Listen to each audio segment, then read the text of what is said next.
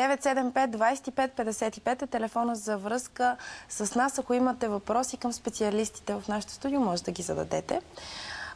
Доктор Христов, отново ми се иска да поговорим за нездравословните диети, които много хора спазват. Предимно жени, но и мъже също така започват да гладуват, да не ядат нищо или да ядат само плодове и зеленчуци. Това най-вероятно е доста вредно. Ами то следва точно от положителния енергиен баланс, както казах, наднормената телесна маса, затлъстяването и от тук вече идва бедата. Хората се сещат, че трябва да вземат нещо да направят, да се вземат в ръце и обикновено най-вредното нещо, което се прави, това е поголовното гладуване. Така наречените драконови диети. Да, идеята е, може би, да се постигне много бърз ефект. Сега ще обясня какво става в организма при такова гладуване, няколко дни. Тогава обикновено в първите дни изгаря гликогена, това е резервният въглехидрат в черния дроб и понеже той е свързан с водата 4:1, става едно обезводняване, дехидратиране на организма. И дори хората... да се поема през това време голямо количество течност и пак се получава това дехидратиране, така ли? Да, разбира се. Казвам ви го, буквално за първите 4-5 дни човек може измамно да смали 2 до 4 кг. И хората обикновено мислят, че са постигнали нещо. Ефект бърз. Но тогава, когато качиме тези хора на импедансометъра, той вече сочи, че таргета са вътрешните мъзни и че те са останали непроменени. Защото тяхното бавно, мъчително разгряване започва чак след 10-12 ден. И много често се получава точно това, което е известно на хората, йо-йо ефект. Защото обикновено, когато човек гладува, той губи примерно по 50% мазнини и протеини. Така. Много често това го видях и при тези Survivor програмата. Там на базата на, да кажем, високата влажност, оскъдното хранене, хората свалиха по 12-14 кг. Но след това, като ги гледах така, когато даваха интервюта в студии, те бяха така върнали голяма степен от това, което бяха загубили, че даже с принадена стойност. Това е така наречения йо-йо ефект, ефекта на махалото или тази финландска игра. Защото когато човек е поставен в условия на глад, той не знае кога ще получи пак храна. И обикновено, когато се захрани, а много пъти при продължителни гладувания това става стръвно, тогава започва да складира, значи как той е губил протеини и мазнини, но започва да складира само мазнини. И това неминуемо води до йо-йо ефекта. А иначе, другото е, че при това гладуване се забавя и метаболизма.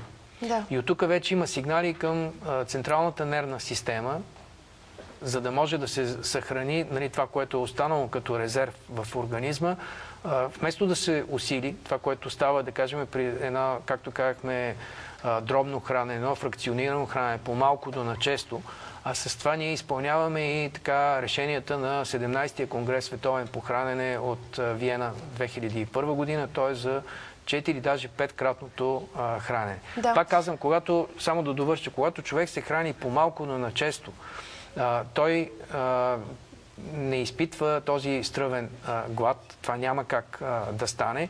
И освен това държи буден един хормон, това е лептина, който се секретира от масните клетки и той отговаря за центъра на ситостта. Така че, пак ви казвам, трябва да съветваме хора да се хранят по-малко, често и разбира се, няма успешна диета, която да не се обвърже с една умерена двигателна активност, която се прилага и в Lucky Fit програмата. Да, вие много хубаво обяснихте йо-йо ефекта, но малко повече информация никога не е нужна, затова ви предлагам да видим материал.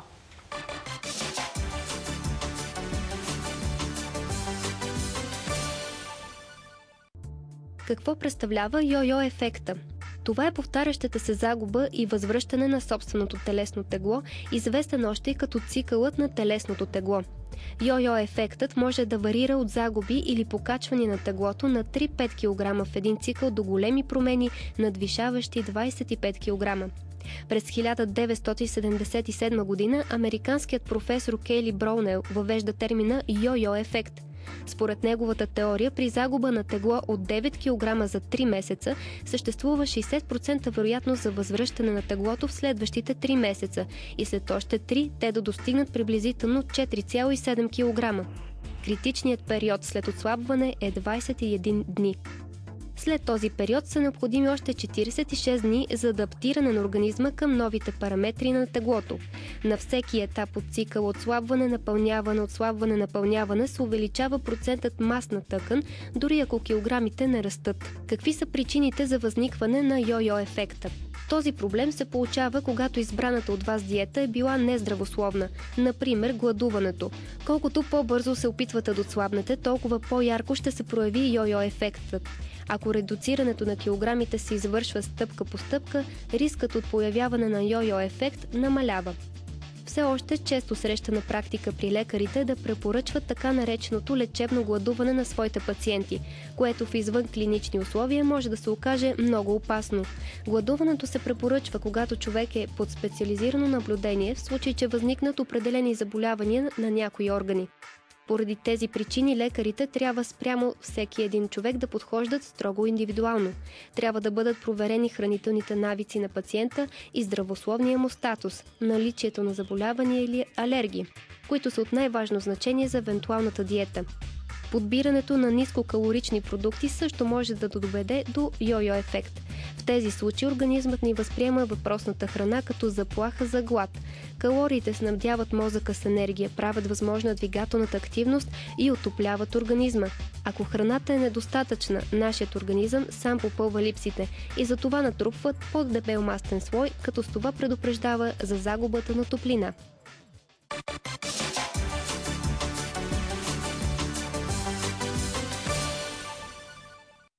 Продължаваме разговора с доктор Димитър Христов и ръководителя на програмата Lucky Fit Теодор Кордев. Вие може да задавате своите въпроси на телефон 975 25 55. Тео, как ще коментираш материала, който видяхме? Материалът беше доста интересен по отношение на ефекта, който идва от повечето видове хранения.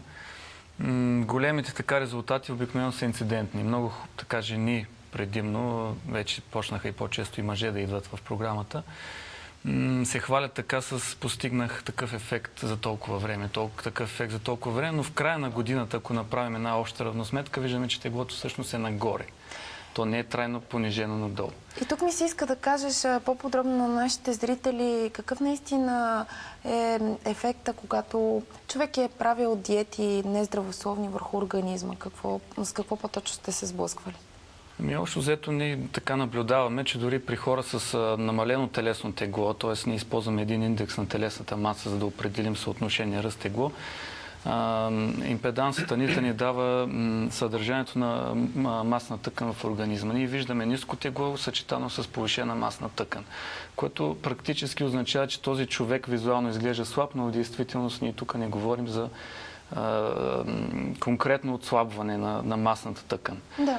И всъщност ние тук може да видим доста проблеми по самото тяло, определени зони, определени обиколки, които не са пропорционални. Възможно ли е един слаб човек да има, да кажем, затлъстяване на определени органи? Възможно е. Това го виждаме също на практика при нас. Ние най-често използваме, знаете, обиколката през пъпа за диагностика на коремното затлъстяване.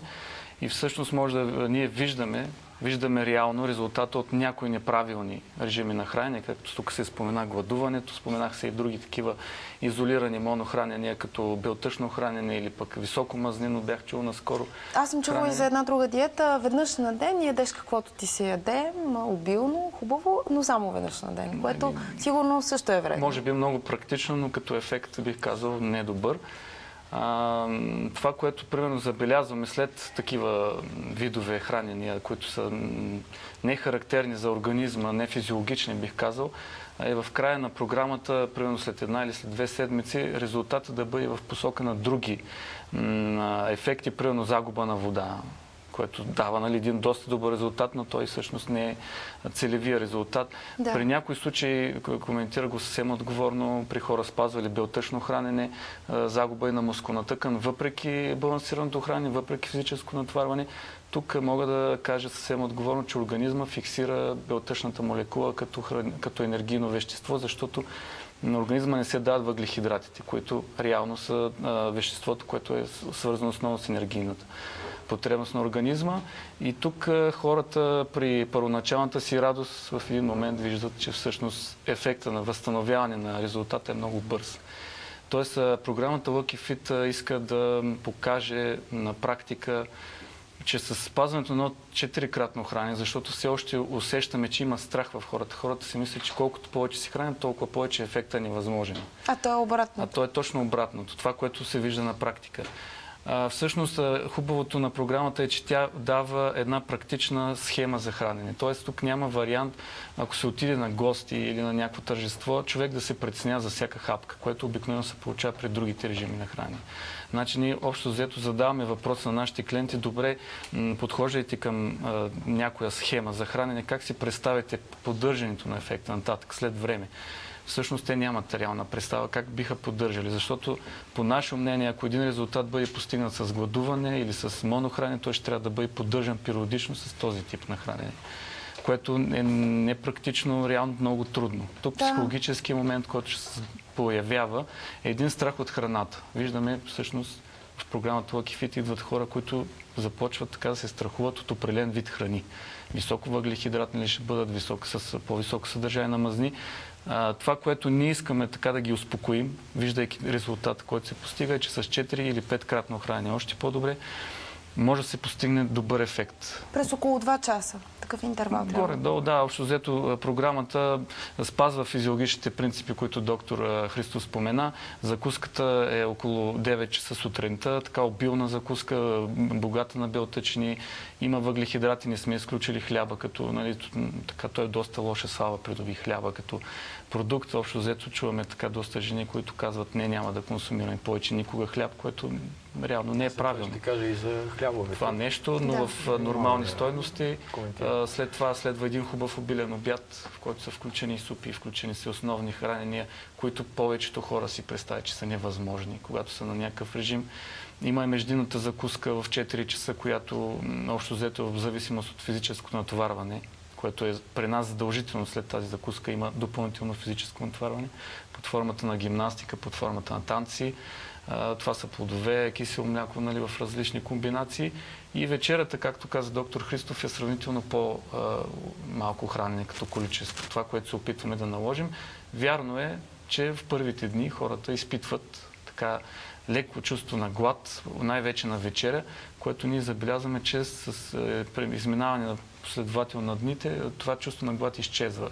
Дори те самите казват, че идва момент, в който дори вечерята почва да им идва в по-голямо количество. Което е страхотно, че само за няколко дни се променя режим. Тео, за момент те прекъсвам, за да чуем зрител. Здравейте.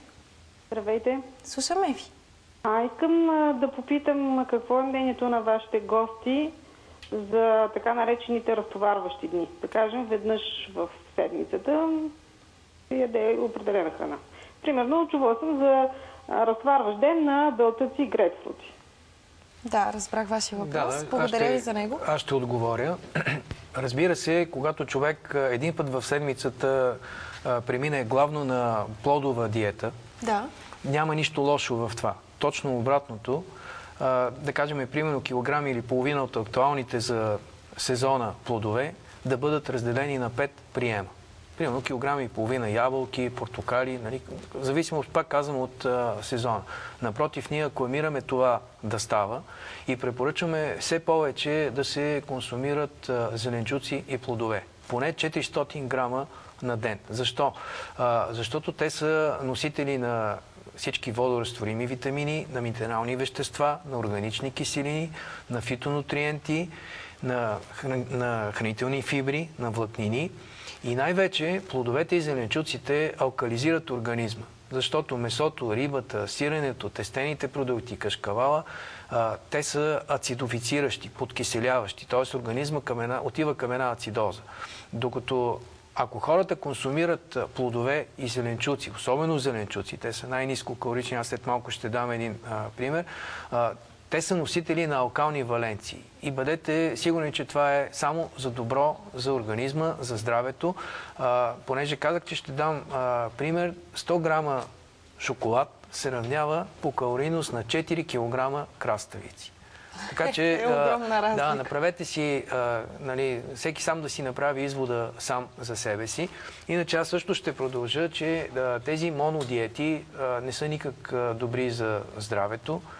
И пак казвам, колкото човек се стреми да се храни по-малко, на често, така че 3, максимум 4 часа организма не трябва да остава без храна. Да. Отново се връщам към това, което казах. Няма вредни храни, има вредни количества. И тук е мястото, аз ви предлагам да видим как действа именно йо-йо ефекта на здравословното ни състояние и защо това не е само естетически проблем. Ще разберем от следващото видео.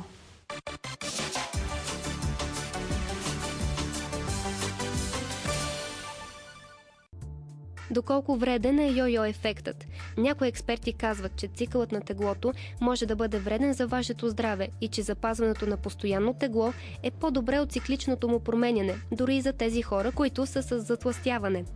Други пък смятат, че йо-йо ефектът е също толкова вреден, колкото вредно е наднорменото или свръхнаднорменото тегло.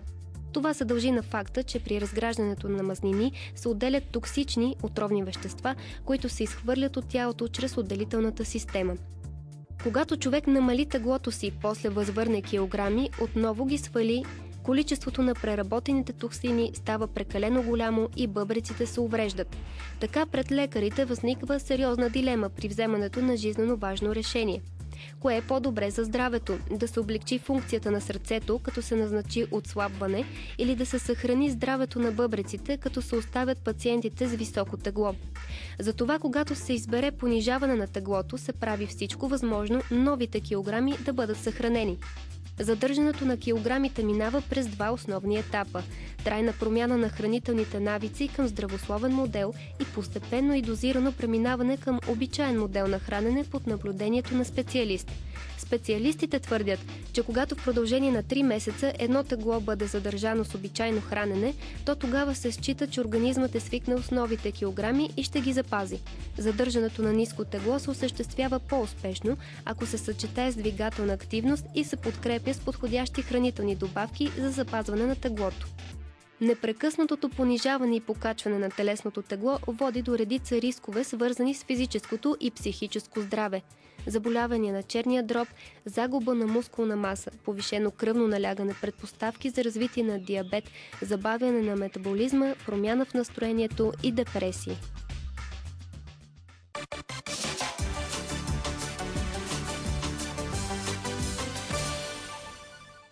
Продължаваме разговора с доктор Димитър Христов и ръководителя на програмата Теодор Кордев.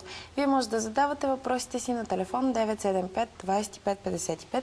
Убедихме се, че гладуването е много вредно и че евентуално лечебното гладуване може да, да се случва само под наблюдение на лекар. Да, когато има някакви тежки здравословни ситуации, те стават само в болнична обстановка. Говоря за това гладуване. То е не повече от 3, максимум 5 дни под контрола на лекар и с евентуално парентерално или сондово хранене. Само тогава. Иначе, действително сме свидетели, че това е еднообразно хранене, както казахме, то води и до дефицити. Тук даже ще обърнем внимание за хората, които практикуват пък прекалено вегетарианското хранене. Защото знаете, че има и такива... Да. Защото все пак ядките набавят това, което го има в Те се делят на вегеталисти, това са строги суровоядци, строги вегетарианци, могат да бъдат вегетаристи. Има така наречените вегетарианци, лактовегетарианци, които консумират примерно животински продукти и риба, пък не консумират червено месо, песковегетарианците. Сега, действително в вегетарианските диети има и полза, защото те не дават наситените масни киселини, трансмасните киселини, съответно снижава се LDL холестерола, не се натоварват бъбречната функция, понижава се кръвното налягане. Много често вегетарианците и са добри спортисти, те не пушат, движат се по-активно и в това няма нищо лошо. Но нека да бъде прилагано така не за цял живот. Както бих казал, тъжното е, че има семейства, в които и мъжът, и жената, пък и детето вече преминава на това вегетарианско хранене и тук вече идват бедите. за едно дете, тогава, когато още организма на детето не е укрепнал, не е изграден и тук вече съществува опасност от дефицити. Дефицити от животински протеини, които са важни за обновяването на белтъчините, за изграждането на есенциални аминокиселини. Има 8, вече 9 с хистидина аминокиселини, които не могат да се синтезират в организма и човек трябва да си ги набавя с храната. А те ще дойдат от животинският протеин. А в случай, че сме вегетарианци... Само да довърша, дефицитите се явяват от страна на това, че не се усвоява калция. Ако не се консумират мляко, млечни продукти, в растителните продукти има, то не се усвоява този калций така добре, както в това уникалността на млякото и на млечните, разбира се, нискомаслени, казвам, млечни продукти, дефицит на желязо, дефицит на цинк, дефицит на B12, значи голяма група от витамините е Б, но така най-дефицитният витамин е B12 и той е много важен, тъй като води до дефицита до мегалобластна анемия, до невровегетативни смущения, даже до такива психотични атаки от организма. Така че крайното гладуване или крайните диети, те сами за себе си не са добре. Пак апелираме да бъде храненето разнообразно. Максимално. Тоест, вегетарианците не се хранят по най-здравословния начин. Не е хубаво да бъдем вегетарианци. Те са нискокалорични в определен момент, но пак казвам... Но така да живеем. Да, или евентуално за тези, които са възприемили този начин на хранене, трябва вече да се суплементира. Т.е. да се вземат хранителни добавки, както казах, с витамин B12. А ядките? Не набавят ли това, което имат? Ядките, сега пак казваме варивата, бобовите храни. Да. Ядките, това е така нареченият протеин, който се доближава до животинския, но все пак има дефицити. Както в зърнените храни е дефицит на лимитираща аминокиселината лизин, както в бобовите, във варивата е дефицит на метионина. Значи аргинина, метионина, триптофана, хистидина, това са и така наречените растежни фактори. Те са много важни за организма и ако човек не си ги набавя, рано или късно това ще се рефлектира върху организма. Същото се касае и с, да кажем, мазнините. Те не са еднозначни. Да. Те се делят на наситени, на мононенаситени, на полиненаситени масни киселини. Тук бих прибавил и холестерола. Незаслужено някои хора го демонизират. Разбира се, холестерол... Да, не е полезен холестерол. Говоря холестерол най-вече в... да кажем в яйцата и то преди всичко в жълтъка, в кравето масло, в пържолите, тези червените меса. Те са богати и на холестерол, но пак казвам, много малко хора знаят, че примерно в яйцето се съдържа и фосфолипида лецитин, който е 6 пъти повече, 6 към 1 спрямо холестерол и той неутрализира това вредно действие, така че хората, които нямат някакъв здравословен проблем, дислепидемия, те могат да... яйцата са полезни. Те са и еталон като белтъчно хранене. По 1-2 яйца на ден можем да ядем? Всеки ден?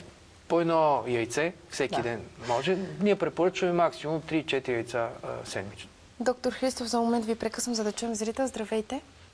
Здравейте. Слушаме. Аз, може би, е много частен моят случай. Диабетик съм с наднормено тегло и имам заболяване. В момента ми предстои лъчетерапия. И задължително апарата, на който трябва да ме включат, ми казват, че трябва да отслабна. Налага ми се да отслабна едно 4-5 кг. И ако аз не се подлажа на един невероятен глад, едва ли бих могла да ги сваля. Какво бихте посъветвали нашата зрителка? Благодаря ви, че тя си има своето заболяване. Разбира се, че тя трябва да мине на една нискокалорична диета, но не на пълен глад. Което значи, ако спазва нашите принципи по-малко и на често, много често хората забравят да намалят обема на порциите си, без да се гладува и същевременно съветвам да може да се увеличи и двигателната активност. Айде не активните спортисти, или както е в нашата програма. Но в такъв случай, пак повтарям, няма така успешна диета без умерена двигателна активност. Ние съветваме хората поне да започнат да се разхождат. Като почнат от 30 минути, стигнат до 60 минути поне 4 пъти в седмицата. Ако това се прави, Така? Заедно с умерена диета, която рано или късно ще се стигне до положителен ефект. Разбира се, не трябва да се бърза. Препоръчваме на седмица да се свалят не повече от 500 грама. Максимум на месец-два, казвам 4 кг, тъй като в противен случай ще се достигне до този йо-йо ефект, до това водят монодиетите и това бързане. Не забравяйте, че клетките имат и така наречената метаболитна памет, поне 9 месеца. Така че считаме, че една диета ще е успешна, ако след 7, 8, 9 месец човек е променил начина си на живот, променил е хранителното си поведение, променил е двигателната си активност и култура и лесно, лека по лека той ще достигне до тази редукция. Да, отново да чуем зрител. Здравейте! Здравейте! Слушаме ви! Исках във връзка с темата, аз току-що си включвам телевизора и виждам, но имам опит, правила съм много пъти лечебен глад. Да. И исках да споделя, че колкото и да вярвам в пречистващата сила и ума на организма, след всички мои опити установявам, че наистина за това, за което говори доктора, това е най-удачният вариант. По-малко и на често. Значи след това трябва много стрикно да се направи едно захранване, което е много трудно. Всеки път ми се казва, че до третия ден няма такова нещо. До третия ден съм добре, след третия ден на гладуването умирам от глад. И всичко ми се яде. Апетита не си продължава да си го има. А кое? Апетита? Да. Апетита си го има, да.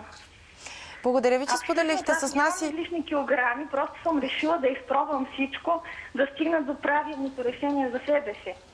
Радваме се, че сте го открила. Ето е една зрителка. Исках да помогна и на всички, които ви гледат.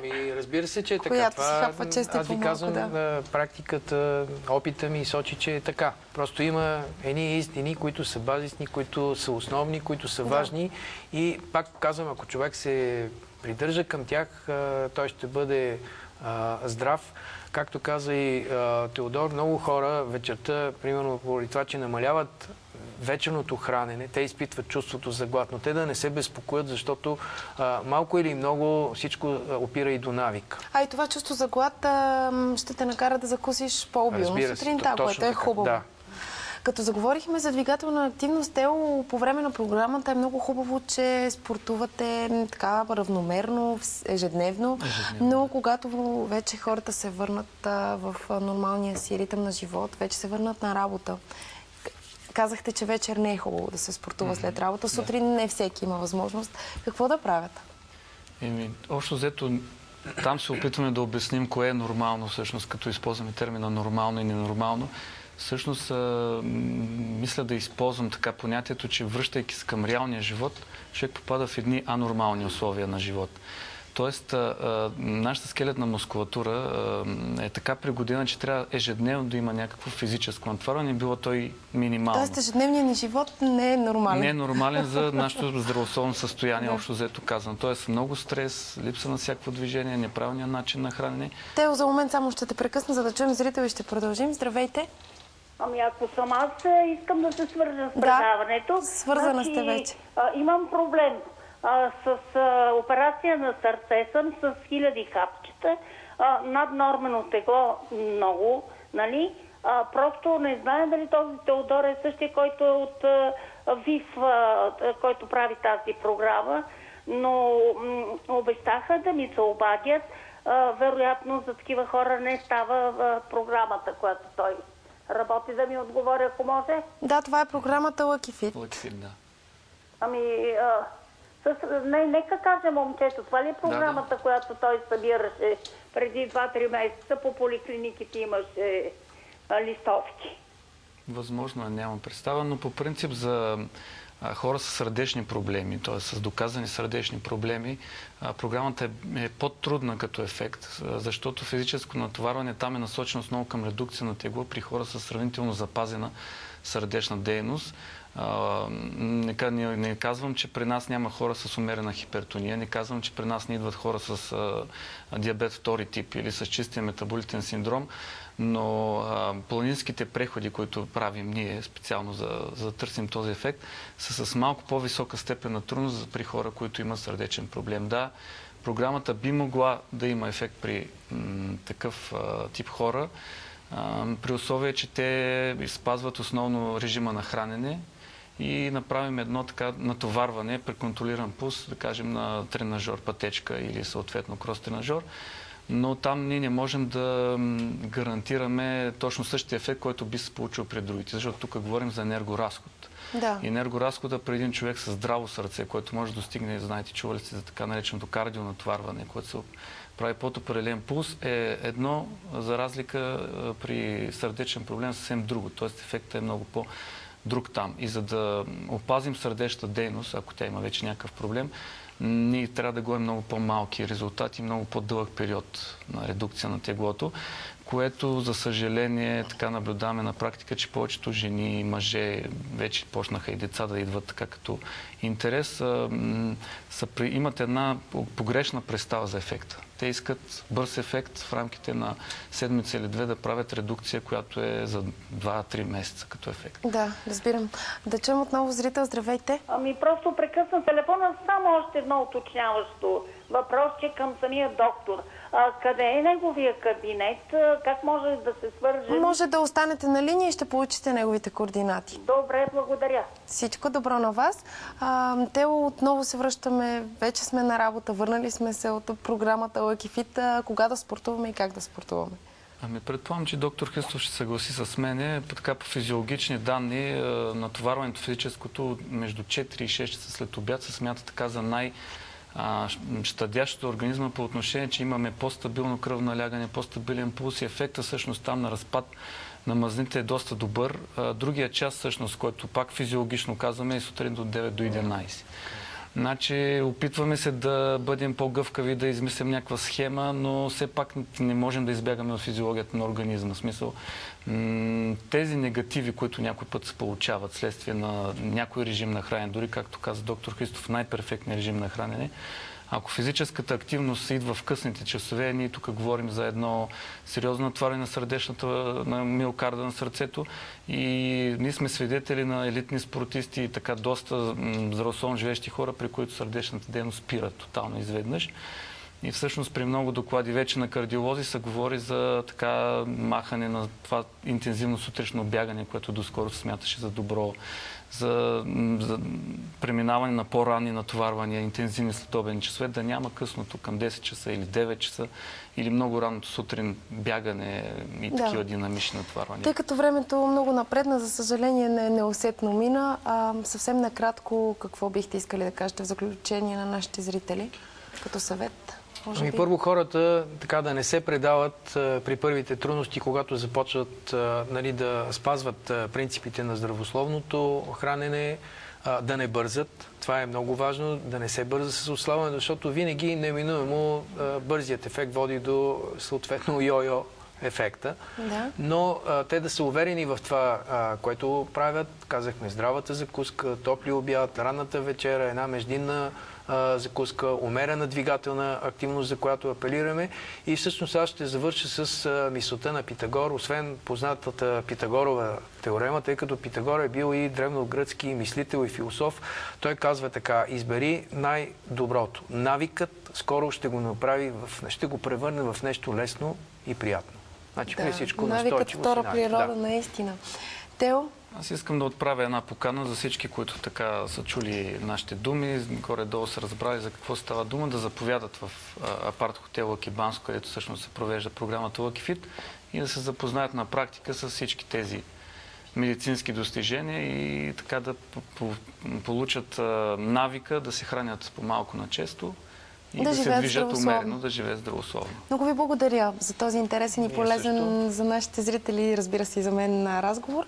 Ние продължаваме с рубриката Вместо хапче, в която Дани Борисова ще ни каже как рейки може да повлияе здравословното ни състояние като профилактика и съпътстващо лечение на редица заболявания. Преди това реклами.